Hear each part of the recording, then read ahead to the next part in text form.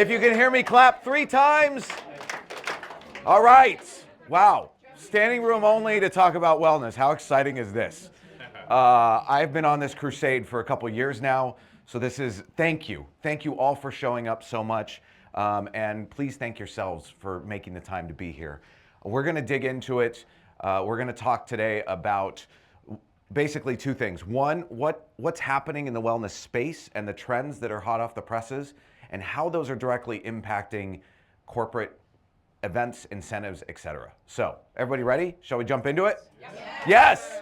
Okay, more people still coming in. I think they're going to try to bring some more chairs. So, yep, they're working on chairs. Okay, cool. So, but standing's good for you, right? We all have our little devices. Okay, so let's jump into it. Wellness isn't a luxury perk, it's a performance strategy. The whole point of today is to talk about how wellness up-levels things so that it stays in the budget and isn't the last thing that gets added and the first thing cut. First of all, I'm going to do a little introduction for those of you who don't know who I am. For all the friendly faces in here, thank you for being here and supporting me. I appreciate it. We're going to define what is wellness, just a little basic level set.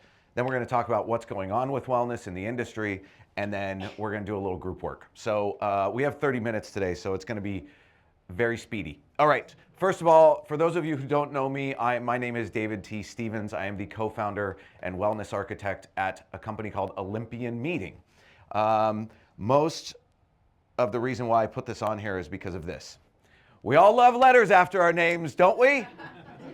This is not an EIC letter, but there's a group called Wellness in Travel and Tourism, and they have an accredited professional course. This is not a plug for them per se, but I just earned this certification, so I'm super stoked about it. Thank you. I'm one of like the first 12 to get it, so I'm very excited. If you have any questions about it, please let me know. But to jump into it, okay, our company name, and this is a fun story, and I love that we did storytelling this morning. Coincidentally, I started my story as talking about ayahuasca in Brazil, and I was the first storyteller. So he's like, okay, well, I already know what to do. Okay, our name is Olympian Meeting. You think very specific things when you hear the term Olympian, right? There's actually an Olympian here. Did you know that? Yes. Yeah, her name is Siggy. Yeah. She's an Olympic speed skater, and she works for the Munich Tourism Board. Anyways, she was very intrigued by our name. But you think very certain things when you hear that. When you see these 2 letters, OM, you think something very different, right? Yep. This is where the magic happens. Attendee agency. Wellness means different things to different people. And when you empower your participants to choose what's best for them, that's where people really feel seen. That's where they feel like they're a part of the event. That's where they feel like they're connected because they don't get excluded because they want to eat a high protein breakfast and it's continental and there's nothing but carbs. On the flip side of that, it's no different than an allergy, right? When it comes to a meal. Or if there are people that don't like yoga, what are they supposed to do for the morning workout if there's nothing else but yoga? They're on their own. Do your own thing. We don't care. So attendee agency really empowers people so that you can ensure that they feel included. All right, let's define wellness according to Merriam-Webster dictionary. It is the quality or state of being in good health, especially as an active sought goal. That last portion of that sentence is everything because you don't wake up one morning and you're like, hey, I did wellness, the end. It doesn't just end. It's an actively pursued goal. It's also that terribly cliche term, my wellness journey. We've all heard it, right? It's because it's actually a journey. There are so many different modalities and practitioners and things that are out there in this world to explore, especially when you get into indigenous practices and things of that nature, that there is something that serves you at the time and place you're in. And that's why it's important to empower that agency because it's not about what the planner thinks wellness is. It's about what the participants think wellness is. So I like level setting with this. And then it said actively pursuit or health, being in good health. But what the heck does health mean? Well, This is the health triangle: physical, mental, social. What's interesting about this social thing, I got to interview the executive director, and stay with me, the Global World Federation of Public Health Associations. Yeah, exactly. So an association of associations of public health. What it means, everybody knows who the World Health Organization is, right? Yeah, okay. But then there's also all of academia that studies public health. Harvard, all these other different places, right? They have both. So who is a member of this group? Long story short, the executive director, she said, your social health is the single largest determinant of your physical health. Oh, shit. Do you know what that means to meeting planners? We're in good shape. You know what? We think we're in good shape. It's worse. I know. We are all public health people. That's what she told me. She said, you're in charge of bringing people together. You can leave people better or you can leave people worse, depending on how your event is structured, how it is designed, how it is built, how inclusionary it is. That's why this wellness thing isn't just this warm and fuzzy, oh yeah, let's bring crystals and sound bowls and whatnot. There's actually real metal to it, and we're gonna talk about it. So let's talk a little bit about the incentive industry blind spot, and that is, we optimize a lot of times for optics and not outcomes. So what that means is we're usually prioritizing for things that look good on Instagram. We talked about in the last session, jam-packed agendas. Everybody has to be drinking in order to have fun. And we leave out the people that sometimes don't want to drink and all they have is a sugary version of something in a different piece of stemware that makes them feel alienated. And then someone says, oh, you don't drink? And then you have to have a conversation that's none of their damn business, to be honest. And it just kind of goes on from there because we've been doing things a certain way for a certain amount of time and it works. But very few prioritize sleep. Like if you go to your executive and you go, hey, we need more sleep in our agenda, they're gonna say, I'm sorry, what? But did you know that when you sleep, you convert short-term memory into long-term memory? And it frees up space to learn new things the next day. That's wild, but yet we deprive people of it left and right, and or we just give them copious amounts of alcohol, which directly impacts your sleep because it impedes the production of melatonin. Yet we think open bar is a good idea. I'm not saying there shouldn't be an open bar, because if you like to drink, I'm not here to judge you. But if you don't want to drink, you should have just as good options as anyone else. We don't focus on recovery. We talked about that in the last session as well. Cognitive load, that was the big takeaway from the Freeman study that came out during IMEX, was the trying to figure out where you're going, what's happening, what are you doing?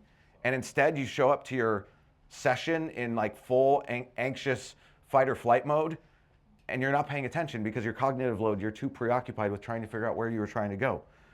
And we don't even talk about stress regulation because all the articles say we're high stress people. I think what's really important is to realize that burnout costs organizations this much money. $322 billion in lost productivity. We all know it's cheaper to keep people than recruit people. And there was a Fast Company article that said 2025 was the revenge year for toxic workplaces in the sense that people were leaving them.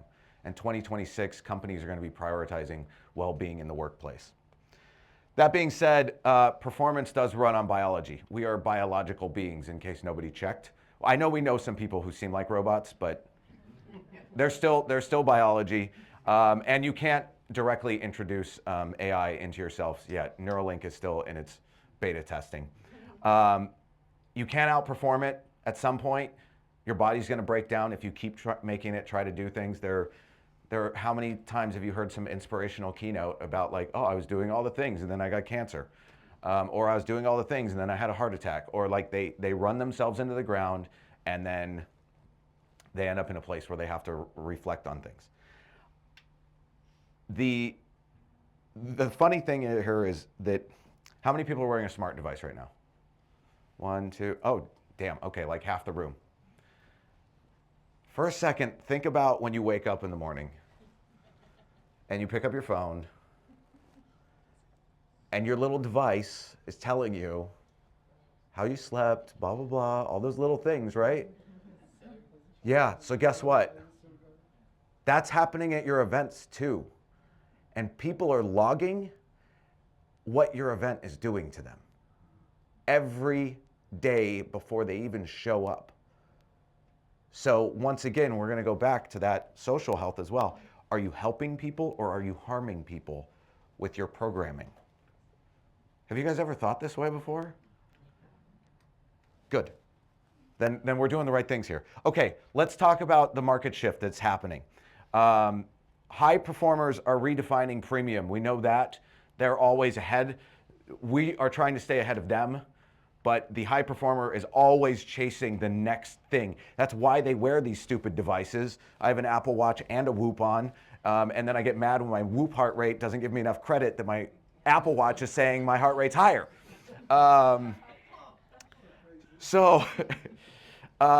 The performers are out there, and that's who owns these devices, and they're trying to find the next thing because that's what they do. And who are incentives designed for? Top performers, right? So they are chasing these things so we can set them up for success by caring for them. All right, here's some market data from the Global Wellness Summit. This is global GDP from 2019 to 2024. And these are all the countries and how wellness, so wellness is a $6.9 trillion business now. That is the global market cap. We saw yesterday from the fine gentleman with ICA that global meetings and events is at like 2.2 trillion. So wellness is outpacing meetings and events. So that means it's important to people and they're spending their own money and their own time to leverage it. So, and you can see Saudi Arabia, Turkey, India, Mexico, United Kingdom, United States, Canada, Australia, Spain, their wellness investments are all outpacing global GDP. The head of tourism, Thailand, give me 1 second, just announced wellness tourism as a major economic growth engine for their country. That's how important wellness is. Yes? I was just wondering, how do you define the wellness market? Like, what are you saying it's different? Well, this is a breakdown, but thank you. My plant, everybody. Move it along, Dave.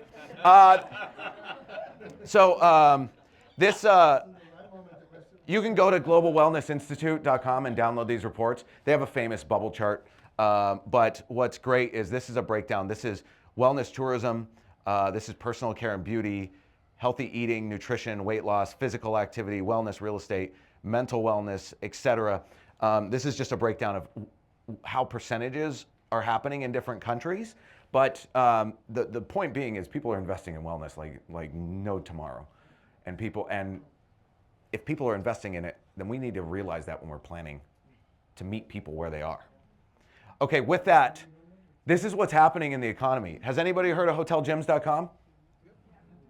Some? No? A couple people. Okay, hotelgyms.com is trying to be Expedia for gym rats. The person who wants a great hotel gym, by the way, I do hotel gym reviews in under a minute, so you might see my content on that website. But they reached out to me because I was doing it because I do 150,000 miles a year and I'm in a lot of hotel gyms. They want to be the place where people go book their hotel before anywhere else. That exists. Then there's wellness and travel and tourism. I already gave you a little bit about that. They offer an accreditation for hotels and hospitality that are, quote, wellness certified. It's the only thing on the market out there right now. It's kind of crazy. There's a Wellness Tourism Association, which is a group of people who supply to this industry. There's Hotel Athlete. They just started showing up in my comments. And this is a training program for people who can work out in hotel rooms. So there's probably going to be a partnership here. There's FlyFit. FlyFit is trying to put gyms in airports. Yes, there are showers. But I've seen this tried like 4 times now. Nobody's been successful with it, but this is the wellness economy. These are the companies that are showing up because people are tired of compromising their well-being when they travel. Just because you're going on vacation doesn't mean you want to eat, eat, eat, and just do nothing but sleep. Some people, cool. I'm not here to judge. Okay, so from luxury to longevity, premium now means capacity. So let's talk about the old model. We know all these things, right? The new model, functional beverages, sleep protection, human pacing. You can still have an after party, but just put optional on the menu or on the agenda so that people know they don't have to be there. By the way, there's going to be a QR code at the end where you can download all the slides. I know because I've gone to these things. Here's the thing. Here's the thing that came up in the last session that I loved is the holistic aspect. So this was a conversation I had with someone from Athletech News on LinkedIn, and she said, what would be your one piece of advice to a corporate event planner who wants to incorporate a wellness touch point this year? Is everybody okay with adult language? Yeah. I want to say, fuck your touch point. It's supposed to be part of the entire event. You can clap, it's all right. I said, start with your agenda. It's not just a thing you check. It's not, you don't check the box. It's got to be a part of the whole thing. It's not a one and done. Weird she didn't reply though. Yeah, so think about wellness as infrastructure. It's not a bolt-on. It is core to the foundation of your event. So this is, has anybody started thinking about a circadian aligned agenda yet? What's that? I love it. Okay, everybody lives on what their own circadian rhythm. It is when you wake up, when you get tired, when you wake up a little bit again, and basically when you're ready for bed. It's the main root cause, because people in the wellness space love the term root cause, of jet lag. It's what causes it, because then when you wake up in the middle of the night, your body has your body clock. That's circadian rhythm. There's a reason why we all get sleepy after lunch. It's called the postprandial dip. That's the clinical name for the post-lunch slump. Total real thing. Your food can impact it, but it's essentially unavoidable. So what kind of content are you putting right after lunch? There's probably some speakers that are like, oh God, I don't want to go after lunch. But natural light, giving people movement, recovery zones. We launched a thing at IMEX last year that's actually up for an award called Circadian Cove, where we built a wellness lounge that's programmed to be with a PhD in human performance that is aligned with people's circadian rhythm when they come to an event. And not only is it aligned to their daily rhythm, but it's aligned to their conference rhythm. Because day one energy and last day energy are totally different things. We all know that. So we offer different things at different times of day and different days to meet people where they're at so that we understand what's going on. But people are capable of absorbing different kinds of content at different times of day. So like if you did a workshop after lunch, perfect. Keynote, stupid. Okay, the ROI of performance wellness. It really is so much more than just this nice to have HR perk. It's core to the business. There are direct returns and there are indirect returns. Engagement, retention, recruiting will be happy about that. Focus, memory, motivate. Like, this makes people better. Do you think Olympic athletes are like, I'll be fine. I can go out drinking the night before my race? No, they're not. They're thinking about how much sleep they get. They're thinking about how they perform at their best, and that's exactly what we should be doing.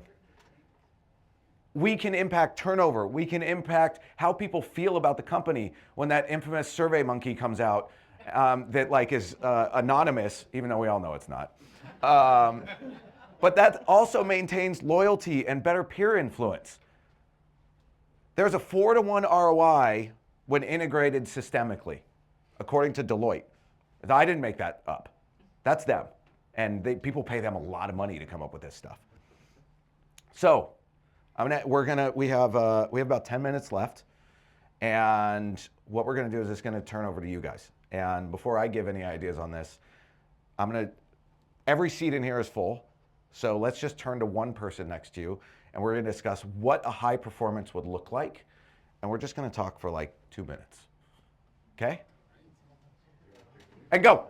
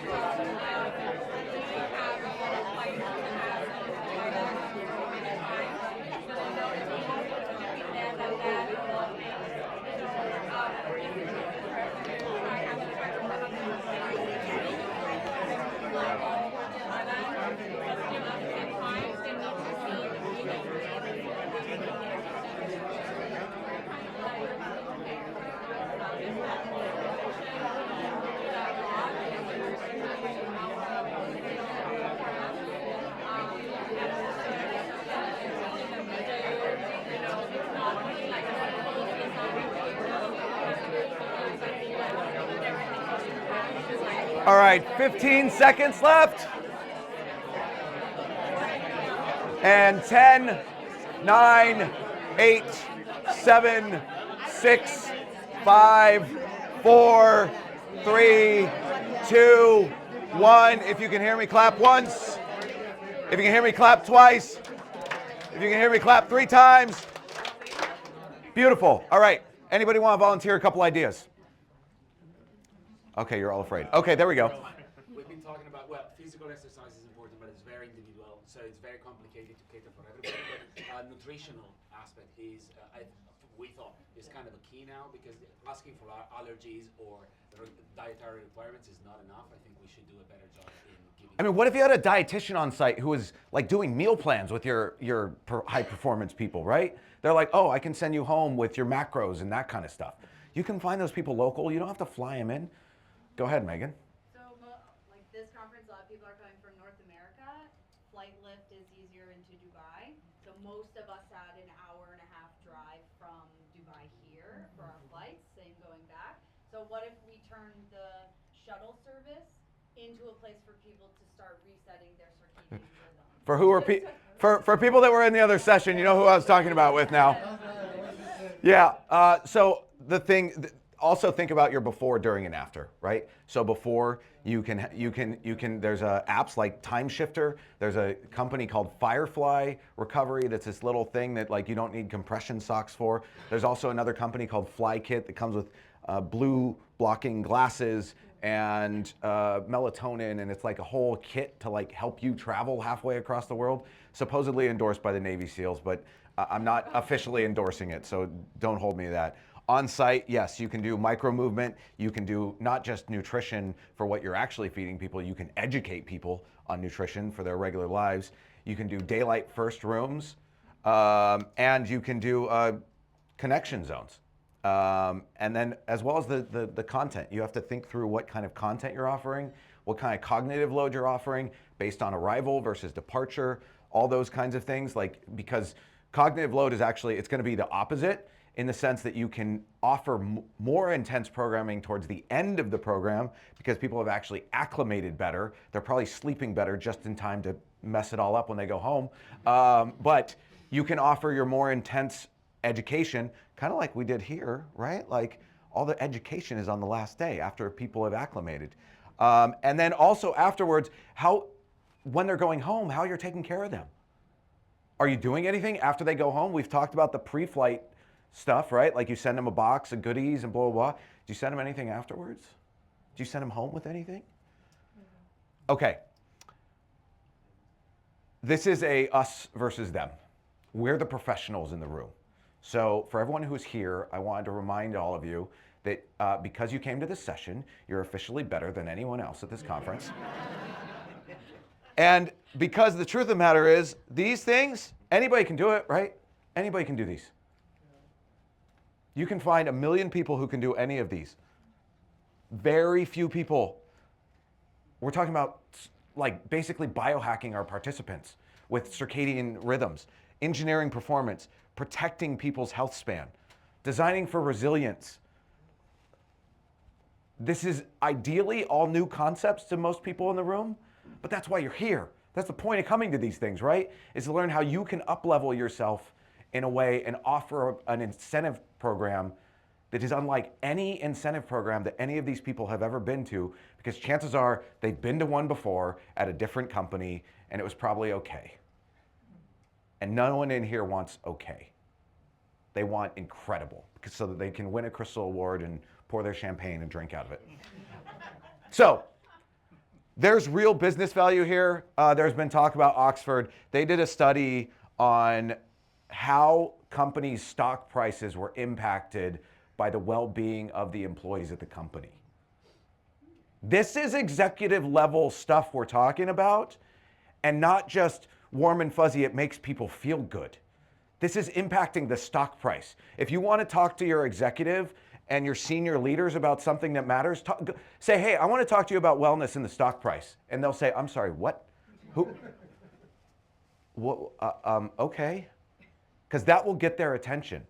And you can go find this study. It's a great study. But as you can see down at the bottom here, companies with higher employee well-being scores outperform their counterparts in multiple measures. So this is real deal application that I want everyone to be comfortable with leaving and going away. So ask yourself this question when you're integrating wellness into your overall event, not bolting it on, right? Does the program make people better, or is it just like a wow? That's where things can get tricky, because I'll use the example of hyperbaric chamber.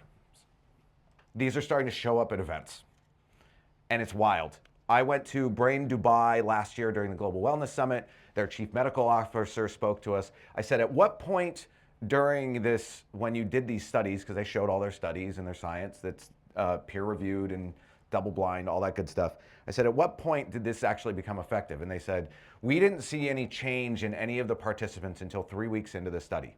And this is 2 hours a day, every day for 3 weeks. That's when they saw the difference. And this was in a medical grade hyperbaric oxygen therapy scenario at like 3 atmospheres. So the longevity clinic that has the 1.5 atmosphere hyperbaric chamber, I'm not going to say it's all nonsense, but I don't know that there's any science to back up their claims. So that's the definition of, is it actually making them better or just impressed? We always try to be very selective with activations to ensure that we talk about minimum effective dose. Because if you need 6 weeks of something for it to be effective, we're probably not going to bring it to an event, because it might just look good on Instagram and that's it. And who cares? I'm skipping that. Here are some audit areas. People love audit areas. I love how aligned we were on our sessions together. The session before had a bunch of audit areas. Sleep, stress, movement, nutrition, recovery, connection.